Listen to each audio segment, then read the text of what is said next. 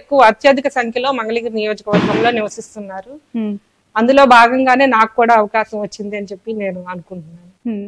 2019 ఎన్నికల్లో నారా లోకేష్ అలా తక్కువ మెజారిటీతో ఇక్కడ ఓడిపోయారు కదా.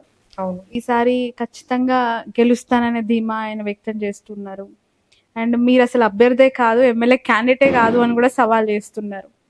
ఎలా చూస్తారా కమెంట్ ని? బరిలోకి దిగిన తర్వాత ఎవరైనా గెలవాలని అనుకుంటారు, ఎవరైనా ప్రచారం చేసుకుంటారు భారీ మెజారిటీతో గెలుస్తామని.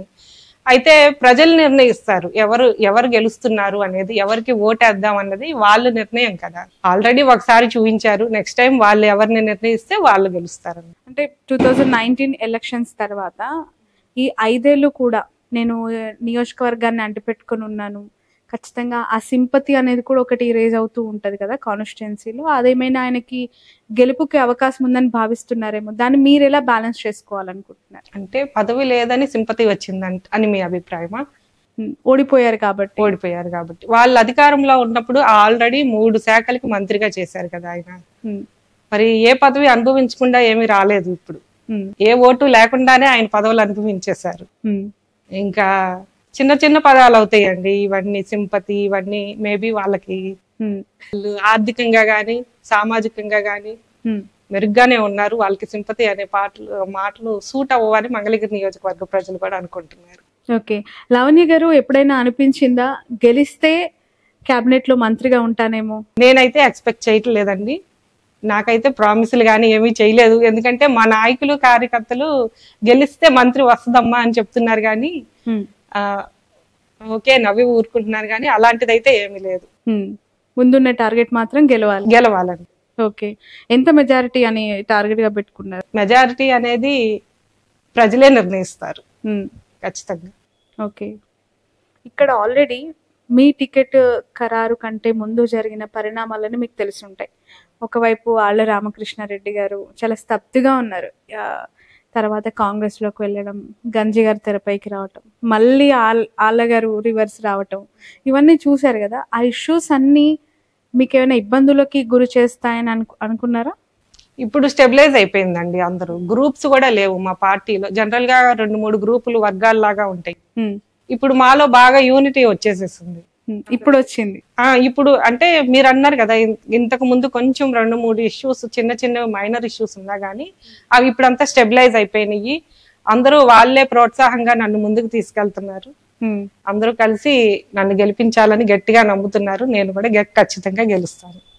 రైట్, ఆళ్ల రామకృష్ణారెడ్డి గారు మీకు అన్ని విధాలుగా అండగా ఉండి ఖచ్చితంగా గెలిపించి అసెంబ్లీలో అడుగు పెడతాను అని చెప్పి ఆయన సవాల్ చేశారు. లోకేష్ అసలు అసెంబ్లీకి కూడా రాకుండా అడ్డుకుంటాను, నేనే గెలుస్తాను అంటున్నారు. ఎలా చూడాలి ఈ 2 కాంట్రవర్షియల్ కమెంట్స్ ని?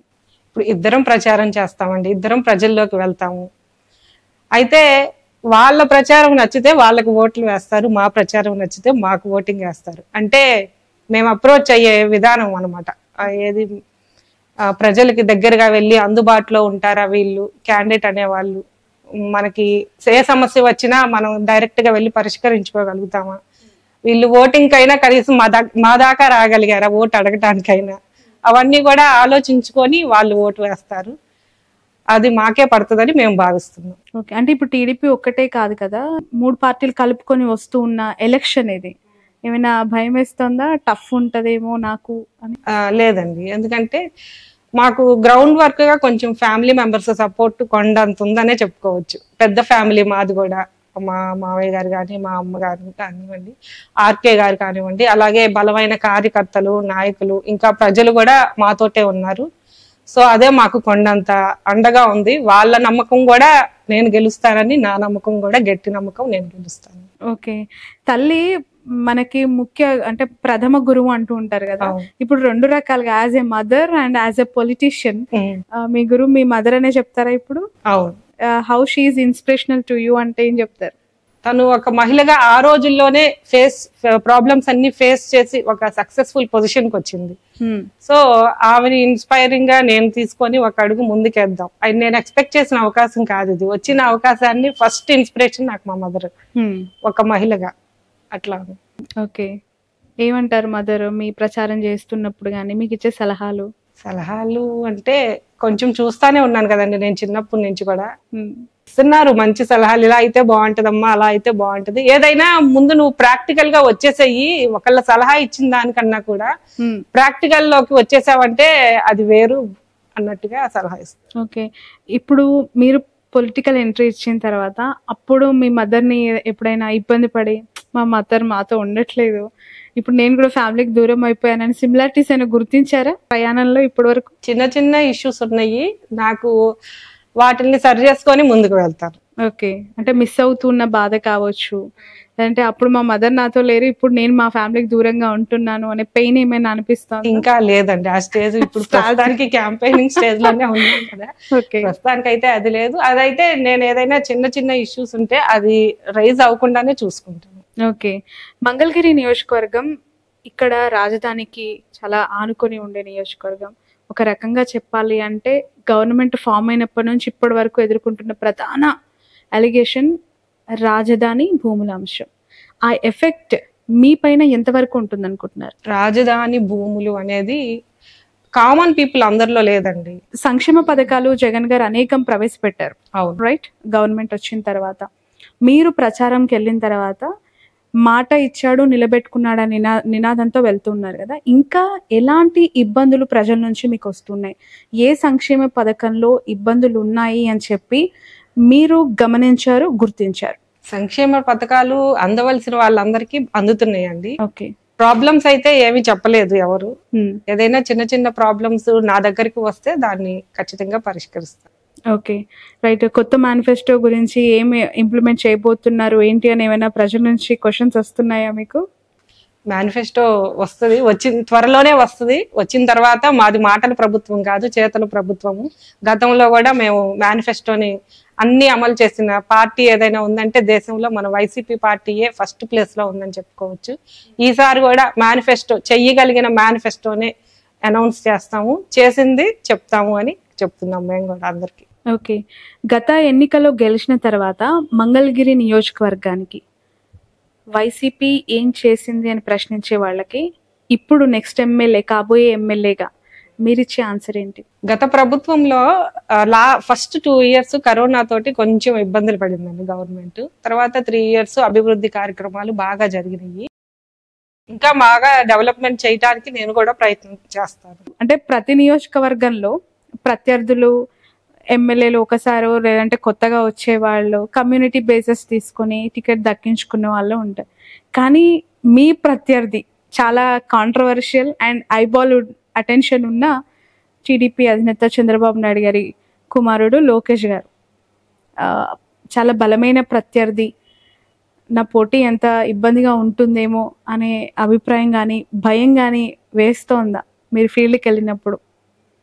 సామాజికంగా మేము వెనకబడ్డ వాళ్ళవై ఉండొచ్చు, పేద సామాజిక వర్గానికి చెందిన వాళ్ళవై ఉండొచ్చు, కానీ మా వెనక ప్రజల అండ బాగా ఉంది. కార్యకర్తలు కానీ నాయకులు కానీ మాకు సపోర్ట్ చేసే వాళ్ళు బాగా ఉన్నారు. మాకు నైతిక విలువలు సమాజంలో ఉంటే బాగుంటది అని మరి జగనన్న కూడా మా వర్గ ప్రజలకి అవకాశాలు ఇస్తా వచ్చారు. మేము ఆయన నమ్మకాన్ని వమ్ము చేయకుండా అందరం కలిసికట్టుగా ఈ సీట్ ని గెలిపించుకుంటాం. రైట్, మీరేమో సామాన్య మధ్యతరగతి అతి సామాన్య కుటుంబం నుంచి అని చెప్పి చెప్తున్నారు, కానీ ఈ నియోజకవర్గం ఎస్టాబ్లిష్ అయింది most powerful and costliest constituency in the AP అని చెప్పి రకరకాల వార్తలు వస్తూ ఉంటాయి. ఎలా అనిపిస్తోంది? అంటే అవకాశం ఇచ్చారండి మా నాయకుడు, గొప్పతనం అది అనమాట. అంటే అంతా అబవ్ కేటగిరీ వాళ్ళకే ఇవ్వాలి అనేది కాకుండా వీళ్ళకి కూడా ఇస్తే వాళ్ళ వర్గంలో ప్రజల సమస్యలు కూడా వాళ్ళు తీర్చుకోగలుగుతారు.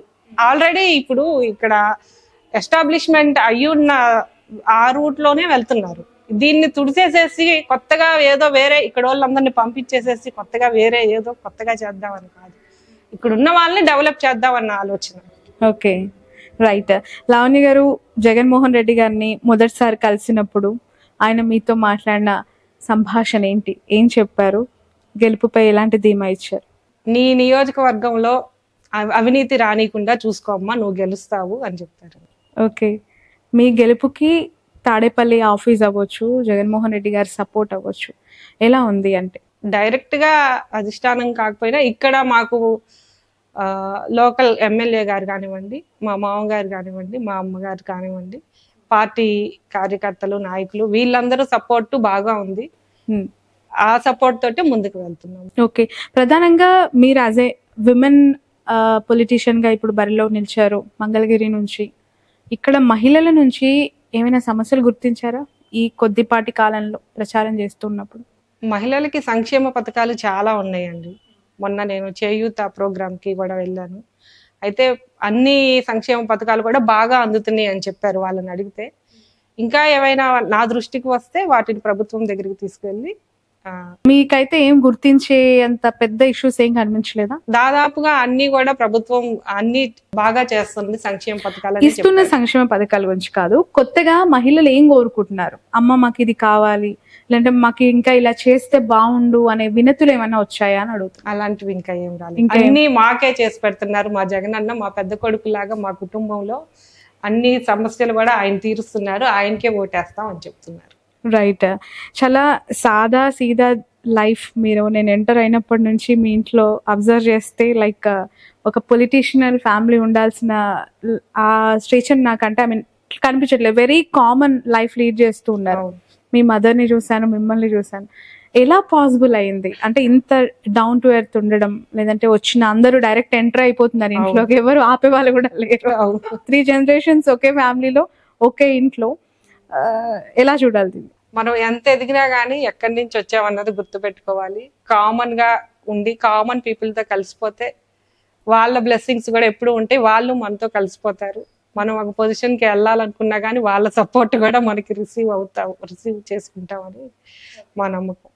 5 generations మేము ఒకే ఇంట్లో. మా అమ్మమ్మ వాళ్ళ మదరు, మా బాబు 5 generations కూడా మేము ఒక ఫోటో దిగి దాచి పెట్టుకున్నాం. అవునా? ఓకే, అయితే చాలా పెద్ద ఫ్యామిలీ. అవును. ఇప్పుడు ఫ్యామిలీ అంతా ఇన్వాల్వ్ అవుతుందా మీకు సపోర్టివ్ గా ప్రచారంలో? ఇన్వాల్వ్ అవుతున్నారు. ఓకే, అటు అత్తింటి సైడ్ అంటే ఆబ్వియస్లీ పొలిటికల్ ఫ్యామిలీయే అఫ్ కోర్స్, కానీ మీరు ఫస్ట్ టైం దిగుతూ ఉన్నప్పుడు వాళ్ళు ఇచ్చిన సపోర్ట్ ఎట్లా ఉండింది మీకు? మా కోడలు చేస్తే మాకు కూడా బాగుంటది అని చెప్పి వాళ్ళు కూడా ఎంకరేజ్ చేశారు. ఓకే, నేను ఎట్లా ఉంటది అని నేనే మామూలుగా కామ్గా కూర్చున్నాను అనమాట. అంటే ఎక్స్పెక్ట్ చేయలేదు కదా అని. అయితే మా కోడలు రాజకీయాల్లో ఉందంటే మాకు కూడా మంచిగానే ఉంటది, గొప్పగా ఉంటది, వెళ్ళమని వాళ్ళు కూడా సలహాలు ఇచ్చారు. ఓకే, మీ క్వాలిఫికేషన్ ఏంటి లావణ్య గారు? ఎంఏ చేశాను.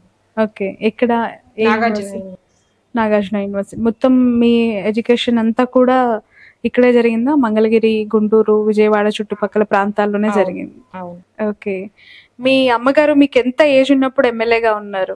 నేను 10th class చదివేటప్పుడు అమ్మ చైర్పర్సన్ గా చేశారండి. Okay okay, right. ఏం చెప్పాలనుకుంటున్నారండి మంగళగిరి ప్రజలకి? లావణ్య గారికి ఎందుకు ఓటేయాలి అంటే? లావణ్య ఎప్పుడు అందుబాటులో ఉంటది. మీకు ఏ సమస్య వచ్చినా మీ ఇంటి అమ్మాయిగా, మీ ఆడపడుచులాగా, మీ బిడ్డలాగా మీ సమస్యని పరిష్కరించడానికి తను ఎప్పుడు సిద్ధంగానే ఉంటది.